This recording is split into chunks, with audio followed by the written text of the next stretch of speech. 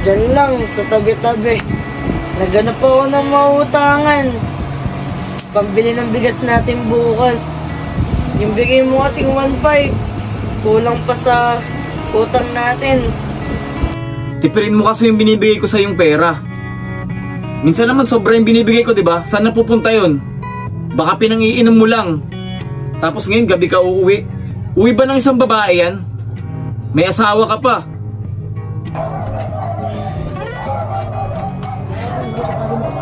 Mahal, sorry na. Mahal, sorry na. Lumayo ka nga sa akin, ang baho mo. Amoy alak ka. Sky, nag-enjoy ka ba sa pulutan natin kagabi? Ano, masarap ba? Di nga tol eh. Latak na yung tinira mo sa akin eh. Di mo pa ako tinira ng sabaw. Ikaw kasi, sabi mo ako mauna. Tapos ngayon, magre-reklamo ka. Kahit na, dapat tinira mo pa din ako. Ating kapatid nga, di ba? Para saan pa ang pagiging magkumpare natin kung hindi naman tayo mag-aating kapatid? Saan ka pupunta? Mukhang bago ka lang sa lugar namin ah. Dito lang. Hinahanap ko kasi yung bahay ng kapatid ko. Alam mo na ba kung saan ka pupunta? Gusto mo, samahan na kita. Marami kasing sira ulo dyan eh. Para safe ka. Ano, tara na ba? Ano ba? Pwede mo naman ako samahan. Bakit kailangan may akbay pa? Eh, ganun talaga. Para alam nila nakasama kita. Para di ka pagtripan. Tama siya ate. Ganun talaga dito. Marami ng trip kasi dito eh. Ganun ba? Kailangan talaga may akbay. Oo ate, ganun talaga dito. Tara na. Sige na nga.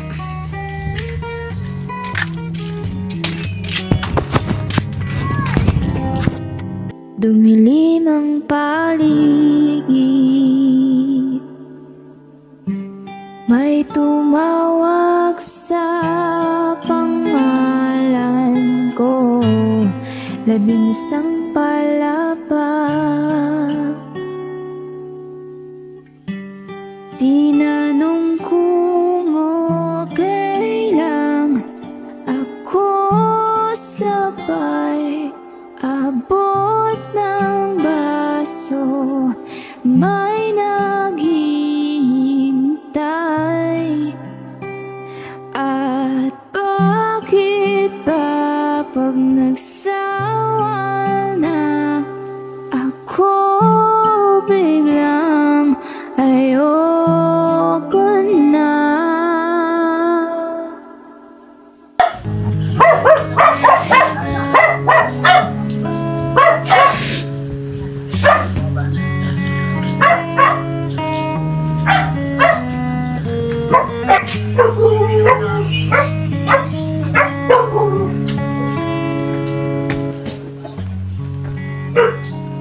Uy, si pare yun ah.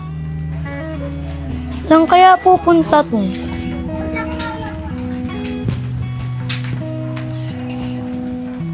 Nilagpasan lang ako. Sundan ko nga. Uy pare, sandali lang.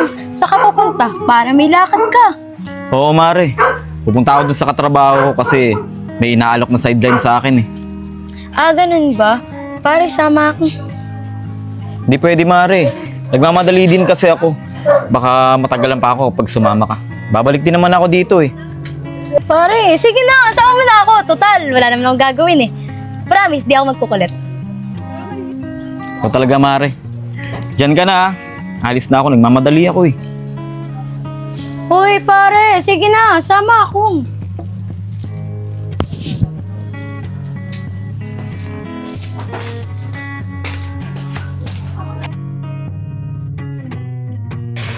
Ayos yung diskarte mo kanina, Robby ah. Basta talaga babae, ang galing-galing mo. Naku ba naman pare? Parang hindi mo naman ako kilala sa mga ganyan. Basic. Kaya nga paring Sky, dapat ako ang unang lalapit din sa babae. Kaso inunahan ako ni Robby. Alam mo pare, pag ganyan babagal-bagal ka, may iwan lang kita. Kumbaga sa tao, baby ka pa. Alam mo tol, magaling din ako sa ganyan. Sadyang naunahan mo lang talaga ako. Hoy, tamad na singgero kong asawa, ginagawa mo dyan. Tari ka nga rito, kakausapin kita. Aray ko, Yari na naman sa asawa. Ano na naman ba yun? Sama ko mga tropa ko, hindi ka na nahiya. Wala ka talagang pinipiling lugar. O bakit ako mahiya? Ikaw ba nahiya ka sa pinaggagawa mo?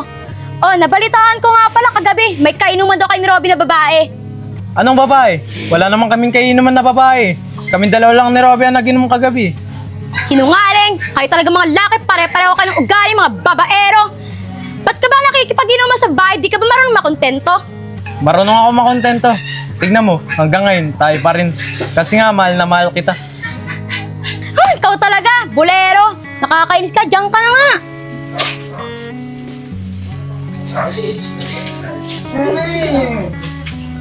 Ano pare? Anong sinabi sa'yo? Mukhang sinabon ka naman ng asawa mo. RJ, kuha mga itong tubig. Balawan mo. Ano ka ba, tol? Huwag mong pansinin yung asawa kong yun. Ang dami talaga chismosa dito sa lugar natin. Sinumbong ba naman ako sa asawa ko na may kainuman daw tayong babae kagabi? Paano ba yan pare? Hindi ka na makakasama sa amin. Solong-solo na namin RJ ang pulutan. Anong hindi? Tol, wag ako. Konting bola ko lang sa asawa ko. Okay na ulit yun. Ayos ka talaga pare. Kahit may asawa ka na, tumitigim ka pa ng iba. Yun talaga pare. Ikaw ba, papayag ka ba? Araw-araw, yun pa rin ang ulam mo. Siyempre, titikim ka pa rin ng tilapia. Tao po. Tao po. Dito po ba bahay nila Angel? Tao po. Tao po. Parang may tao ata.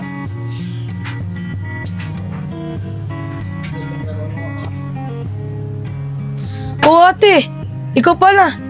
Ba't ka napadalaw? Gabing-gabi na. Tari ka, pasok ka. Buka muna.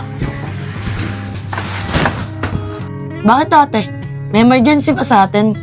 Bakit? Masama bang dalawin ka? Hindi ka na kasi umuwi sa atin. Wala ka ng paramdam, magdadalawang taon na. Ate, busy kasi kami. Tsaka, kipit kami ngayon. Ano ipapamasahe ko papunta sa atin? Eh di sana, nagsabi ka, para napadalhan kita ng pamasahe.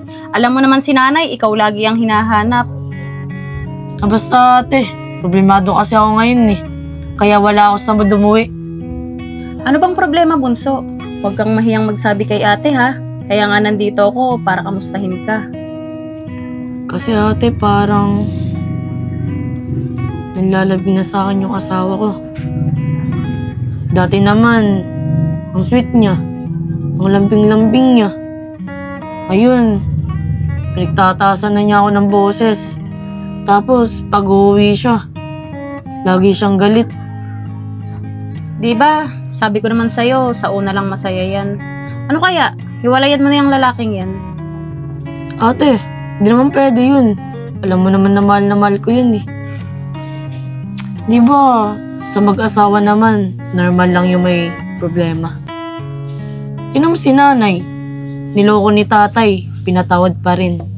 Depende naman sa relasyon yan. Si nanay kasi may anak na, kaya nagtitiis. Eh ikaw, wala pa naman kayong anak, diba? Kaya pwede mo pa rin siyang hiwalayan. Ate, magkaiba naman kami ni nanay. Si nanay, niloko ni tatay. Yung asawa ko naman, hindi naman nagloloko sa akin yun. Nanlalamig lang. Eh ganun din naman yun eh. Ang lalaki, kapag nanlalamig sa asawa, ibig sabihin, may ibang babae yan. Ate, huwag mo naman pag-isipan ng ganyan yung asawa ko. Ako ang asawa. Ako ang nakakita at nakakilala sa kanya. Kaya ka tumandang dalaga eh. Kasi, ganyan ka mag-isip sa mga lalaki. Hay nako, bahala ka nga. Ikaw din naman ang masusunod. Basta ako, nagpayo lang bilang kapatid mo. Oo nga pala. Bakit parang ang laki ng dala mong bag? Dito na ba titira? Oo naman sa dito titira. Hindi ba pwedeng magbabakasyon lang ng 1 linggo para makasama ka? Ako na mag-a-adjust para sa'yo. Bakit kasi biglaan? Wala ka man lang pasabi. O sige, basta huwag ka magre-reklamo ha. Maliit lang bahay namin. Doon ka matulog sa baba ng kama. Kasi tabi kayo mag-asawa sa taas. Baka mamaya sumiksik ka pa. Oo na, sige na. Ikaw naman, para kang aagawan ng asawa. Sige na, tara. Doon na tayo sa kwarto magpahinga. Oo nga pala, asan ang asawa mo? Naku, mamaya pa uwi yun.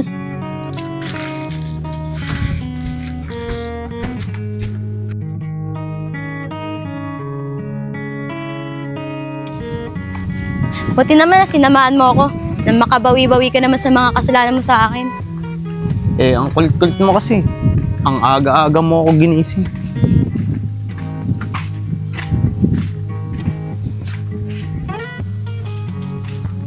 Uy, tol. Saan kayo galing? Dito lang, sa bayan. Sinamahan ko lang to. Nagbayad kami ng kuryente. Tatambay ka ba? Tara, dito muna tayo. Hintayin natin si RJ. Hoy, aayain mo na naman asawa ko. Tapos ano, makikipag-inuman kayo sa babae. Pare, hindi kami nakikipag-inuman sa mga babae. Yun nga yung iniiwasan namin ni Taliska eh. Pambababae. Oo nga naman. Masyado ka naman makapagbintang sa amin. Hoy, akala nyo ba hindi ko alam mga galawan nyo? Pare-pareho lang kayo mga babaero. Relax ka lang. Tatambay lang kami dito. Di mawawala yan si kumpare. Oo nga naman. Tama si kumpare. Mauna ka na lang umuwi sa bahay. Dito na muna ako para makapagpahinga ako dito. Basta talaga nakita mo yung kumpare mo, no? Di mo maiwasan sumama. Diyan ka na! Nakakainis.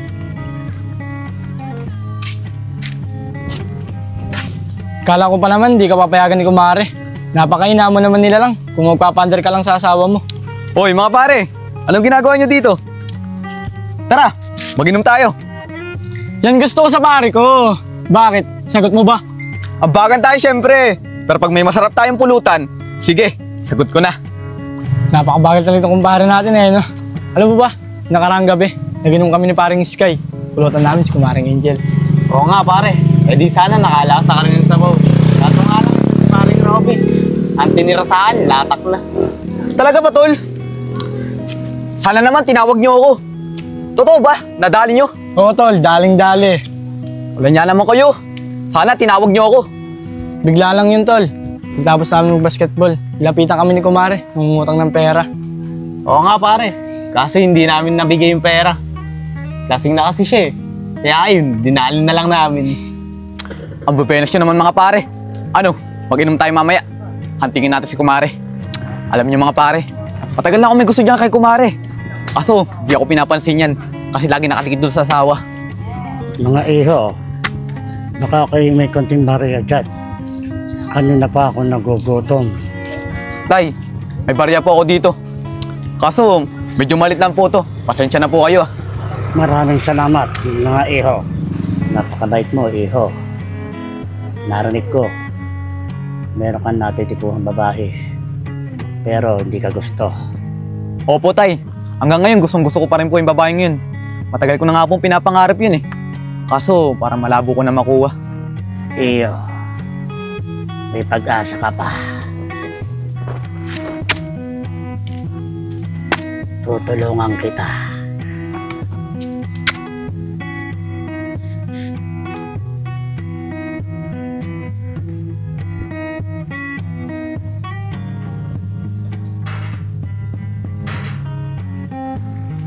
Ito, iho, ihalo mo sa inumin ng babaeng gusto mong makuha. Dumilim ang paligid, may tumawag sa pangalan ko. 11